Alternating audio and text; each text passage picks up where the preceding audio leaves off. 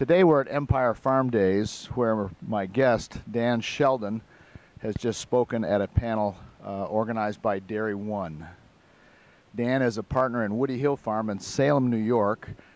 Dan, tell us a little bit about your dairy farming operation. We're currently milking about 1,300 cows with 150 dry cows and raising about 1,200 heifers as replacements. We crop in excess of 1,500 acres, 1,000 of it corn and 500 of hay/alfalfa. And you're farming with some family members too, as I understand. Yes, I have a brother who I've been in partnership with since '74, and his daughter Jenny and her husband Mark Carey joined us about 10-15 years ago, and they're fully into managing the whole business, and my brother and I are there to help them succeed.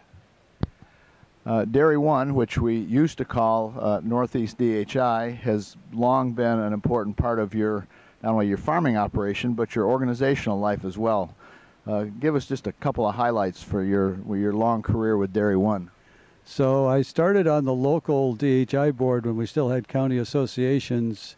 My father had been on that board, and I took over for him on that board in, I think, the early 70s. The early 80s.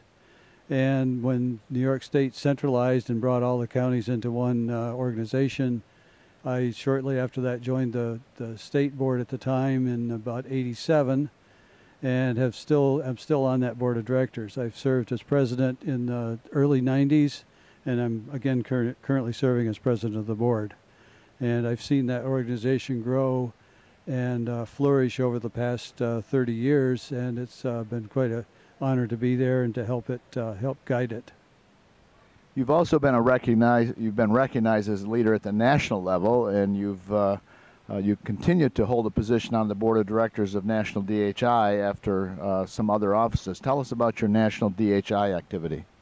Okay, so probably 15 years ago now, I started on the national board, and after being there for 6 years, was elected president of the board. Served for 6 years as president, and then I termed out. However, during that time, I also served on what became the Council on Dairy Cattle Breeding, which is an organization of the 4 segments of the dairy industry: the AIs, PDCA, purebreds, the processing centers, and the DHIs. So as I'm currently serving on that, I serve also ex officio on the national board still. So I maintain contacts there also, and that's been quite a learning experience and quite enjoyable. Particularly from a CDCB standpoint, today, August 7th, is an important day in the CDCB activities. Yeah, this is the day 3 times a year the results of the genomic and genetic runs are released for the evaluations of animals, males and females. So today is the first day that the health trait events that have been sent into the council for analysis have been included in the the net merit score for animals, for the ranking of these animals. So this is the first time that we've actually been able to take into account some of the health events that occur with animals, and hopefully this will help improve the breed.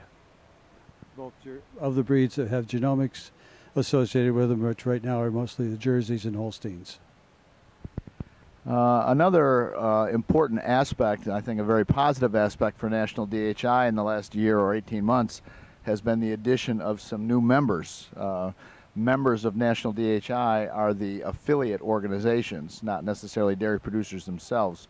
But you brought in some new affiliates that seems like has added substantially to the ability of National DHI to serve the industry.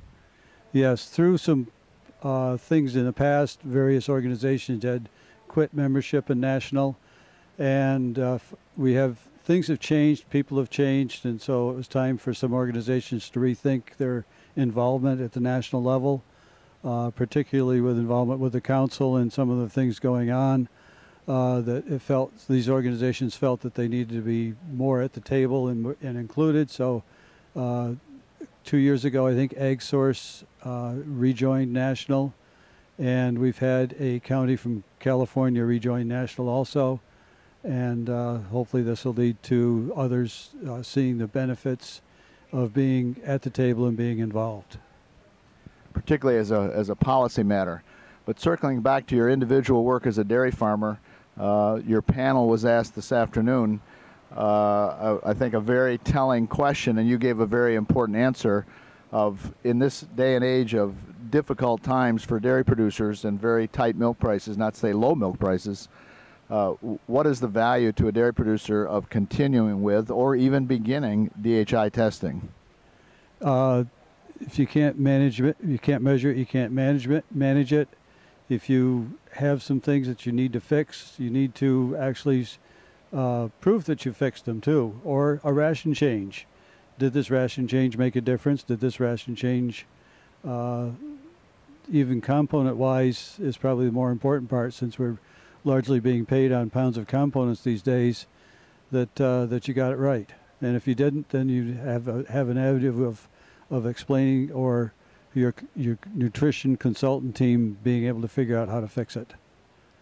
And you know, just watching the bottom line, it's real important to watch a lot of what the data goes into making that bottom line. So if you can't measure it, like forage testing, if you know what your foragers are doing, you can save money on what you need for purchase feeds. And that's a lot of it, and that again drives your component goals and what you need to do. So it's real important. It's also important that this data flows on up through the system to create the numbers for the next generation of animals, the improvement that we can make at the genetic and genomic level for the council and for the organizations that use that data, then market animals and their information back to us in the form of semen or programs through the breed associations.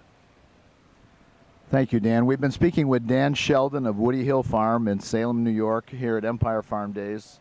This is Joel Hastings for Dairy Business News.